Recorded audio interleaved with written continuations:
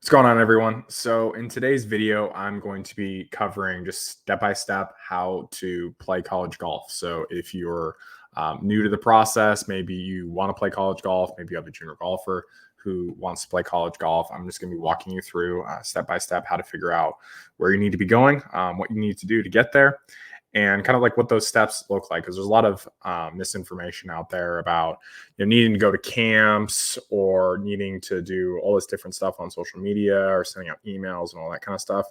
And I'm a big believer in the 80-20 rule, which pretty much says that 20% of the stuff we do gets about 80% of the results that we see.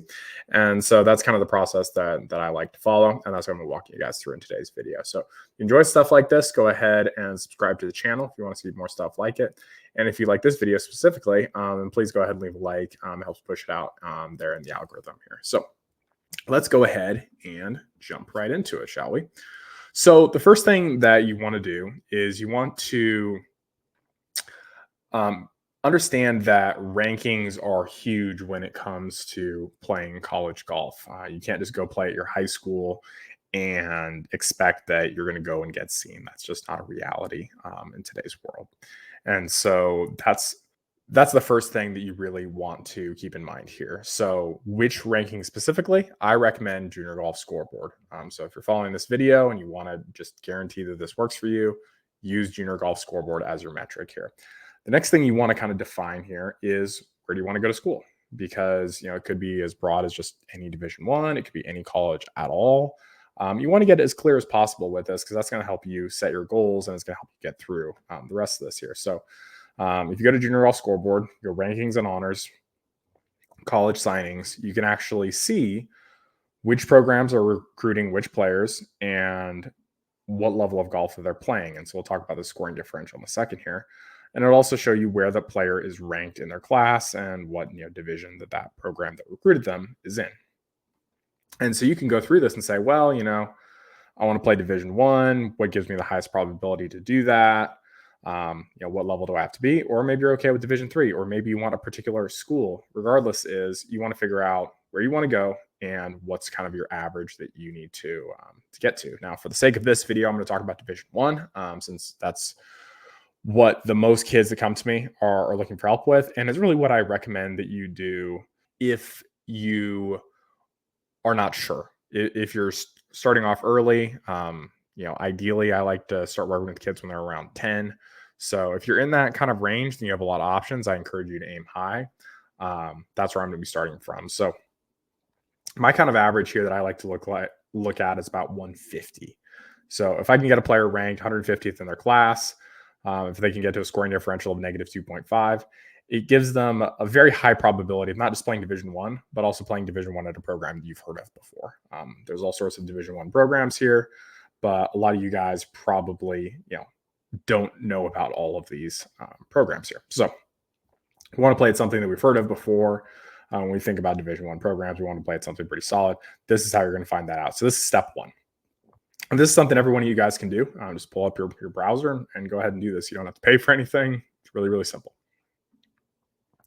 All right. Next thing that we're going to want to do is figure out is what level of golf you need to be able to play in order to make that happen.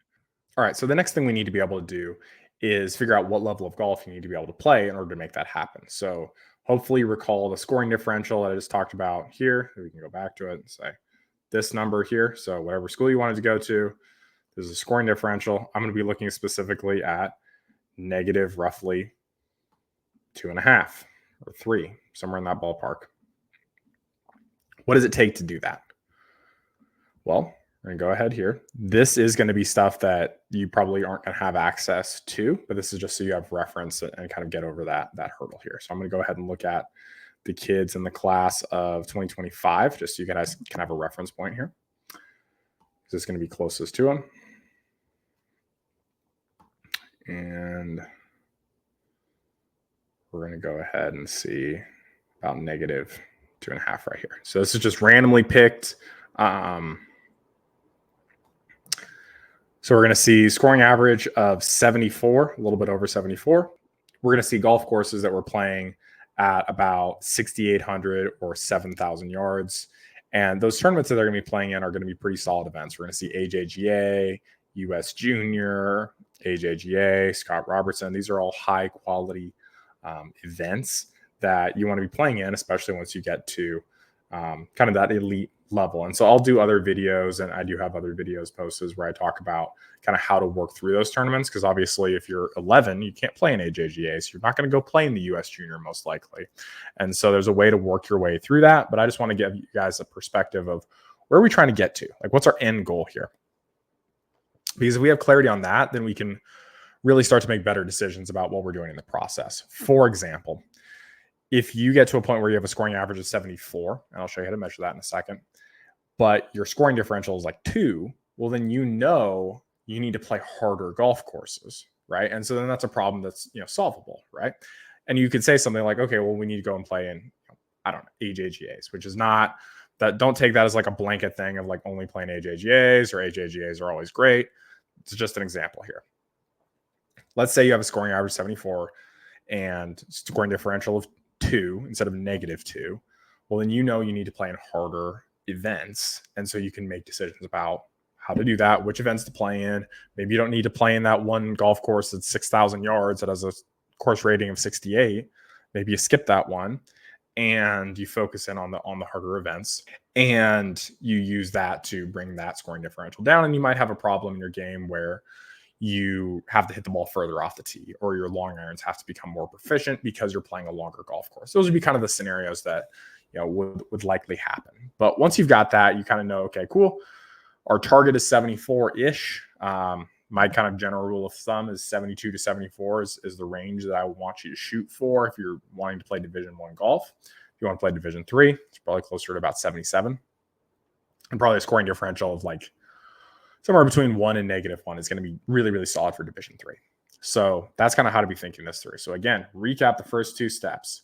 Find the school you want to go to. Find the scoring differential you want. Then go ahead and get your scoring average in that 72 to 74 range and play in tournaments that kind of correlate with that are reasonably difficult. All right, cool. With me so far? All right, great. So how do you find out which tournaments are ranked and which tournaments to play in? Well, you're going to go over here to tournaments and results, search for tournaments, and you're going to go ahead and put in whatever state you're in and whatever months that you want to play golf in and whatever the year is. So I'm just going to go ahead and do this for California, and I want to do it for October, and I'm going to say that I am not a robot. All right, cool. So what you're going to see here is you're going to see every single event that is ranked in California in the month of October in 2024 that you can play in. And if you play in these events, you're going to get ranked. You need to play in at least 4 Junior Golf Scoreboard ranked events in order to have a ranking. So if you don't already have a ranking, this is like priority number 1. So for a complete ranked beginner golfer, then I would just say like go play, go track your stats, get your scores somewhere down where they're just consistent. They don't have to be amazing. It could be 85. At least it's 85, and then you can go and figure out from there 85. How do I get to 84, 83, 82, 81, etc. That's how you want to be thinking that through. But this is massive for you. So if you can play in these ranked events, please do it, because it'll show you where you're at today and where you need to get to. So for example, you go out there, you finally get a ranking. You've never been ranked before. Your scoring differential is 6. All right, cool. Let's say you're in 8th grade, right? So you got a scoring differential of 6. You need to get to -2. You're in 8th grade. So you need to improve by 8 shots over the course of about 4 years. Okay. So when we consider that, that means we need to improve by about 2 shots per year in order to accomplish that. So that's why this is so important. It doesn't really matter what you shoot. It doesn't matter that you go out there and beat everyone in the tournament. Don't even worry about who else is in the tournament. None of that matters. It just matters to see where you at, where you're trying to get to, how big's that gap, and is that realistic? Because if you were in a position where, let's say you're a junior and you have a scoring differential of 7 and you want to play Division I, it's like, well, you need to improve by 9 shots in a summer. It's probably not going to happen. And so you can actually start to map this stuff out. If you're 10, you can kind of see again, I've got a long runway out ahead of me, right? So that's the way to kind of think through this stuff. So again, recap. Find where you want to go. Get your scoring average down. Figure out where you're at. Play in ranked tournaments so you actually have a hard number there. So you can actually look at these and say, okay, cool. Here's where I'm at right now. Okay. Now you might be saying, okay, cool. That's great. How do I know what my average is? I just go out there and play, and I hope to God that I play good. You're going to want to track your stats with something. My recommendation is an app called Draw More Circles. So just sharing with one of my students here. It's going to allow you to track tournaments, practice, last 5 rounds, 10 rounds, 3 months, 6 months, 12 months, custom time ranges. And this stuff is really, really useful because you can actually track when you make decisions to change particular things. If you're not already thinking like this, you should be, because you have a game that you play. You can go out there and figure out what this is. If you're unsure, if you've never done this before, this app is free. Go and download it and go play 5 rounds. Don't practice. Don't worry about any of that stuff. To be honest, if you don't have this stuff, most of your practice is going to be a waste of time anyway. You've got your 5 rounds. You can actually look at that and say, well, what is my scoring average? Not my best round, not my worst round. What's my average? How many greens per round am I hitting? How often am I 3-putting? How often do I get up and down when I miss the green? Knowing those numbers is so valuable when it comes to understanding what am I supposed to do here. And so this is how I have my students track their numbers, so we can actually see, like, is the stuff that we're doing working, and are we moving in the right direction? Now, this isn't perfect by any means. I have my own charts that I use with my students, and I'll show you this in a second here. But this has the information that we realistically need. It has more information that we need. So this is why I like to parse this down for my students. But if you know this information, then you can actually strategically say, okay, cool, I'm shooting this number and I want to shoot this other number. How do I get there, right? And so I'll kind of take you guys into the next step of this. So this is the spreadsheet that I use, or one of the spreadsheets I use with all my students, kind of understand these numbers. So just like quick for you, in my opinion, the most valuable statistics that predict what we're going to shoot are penalty rate off the tee, greens and regulation, scrambling, 3-putts, and birdie conversion rate. If I know these 5 numbers, I can pretty much tell you what you're going to shoot, give or take how many times you 2-chip and 5-putt and dumb stuff like that. So when I started working with Moses, he had these numbers, right? So penalty rate was 3.6, greens and regulation was super high, scrambling, 3-putts, birdie conversion rate. Now we've improved his birdie conversion rate, which has been a major focus for us, and his putting as well. We've also improved his scrambling. His greens and regulation has pretty much stayed the same, and his penalty rate has improved. You can see between these 2 number sets that he's improved his average by 1.94 shots. And we've been working together since June. So we started working together in June. Now it's September. So it's 3 months. June, July, August, September, 4 months. And so that's how we're actually going about this and saying, okay, cool, here's high level what we're doing. Now, once we have these numbers, we can actually drill down into circles and say, okay, cool. Well, how do I 3-putt less often? I can go in and say, like, okay, cool. Well, what's going on? Is our lag putting needed to be improved? Does our short putting, or kind of our middle distance putts, need to be improved, or making a high enough rate of those? Are we making our short putts? And so we can actually really define here what we need to do in order to improve these numbers specifically. And just so you guys can kind of see the background on this, we started working together in June, and now it's September. So we've improved on Junior Golf Scoreboard by a little bit over a shot in about 4 months. So we're on the pace to improve by about 3 shots over the course of this next year, which is about average for me when I'm working with students. I see them improve somewhere between 3.15 shots per year and 3.97 shots per year, depending on whether I'm looking at the mean average or the median average. But just so you guys kind of have a perspective there. Also, just so you have a context here, when you're doing this math for yourself, or if you're doing this math for a junior golfer, average player on Junior Golf Scoreboard improves by about 1.18 shots per year. That's kind of what I've seen is like standard. And you want to kind of take that into consideration. You do not want to be going into this and saying, well, I'm going to do the same things that everyone else does, but instead of improving by like a shot per year, we're going to improve by like 4 shots per year. Like it's just not realistic. I did a recent video where I actually looked at Charlie Woods, and he's improved by about 4 shots per year, or like 4.5 shots per year. That's the max you're probably going to realistically do. I mean, that's, you've got the GOAT coaching you, you've got every resource in the entire world. Like that's as good as you're going to do. I'm not quite there yet.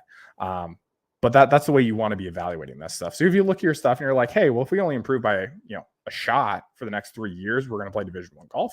Congratulations. You're in a really good spot. But if you're in a situation where you're like, oh, I didn't improve by 2 shots, or 2.5 shots, or 3 shots, you might want to start looking at that and saying, okay, we need to start making different decisions here. And I just want to kind of like leave you guys with a little bit of something of food for thought here. If you're doing the same stuff that everyone else is doing, you're probably not going to get very different results. And so when you guys are looking at this stuff, I'm a big advocate of tracking stats and using that to build practice out of it based on knowing exactly what we need to do, because not very many people do that. And not very many junior golfers do that. They just go out there and they hit balls. They get a lesson every single week and they're working on stuff. Their coach gives them tips.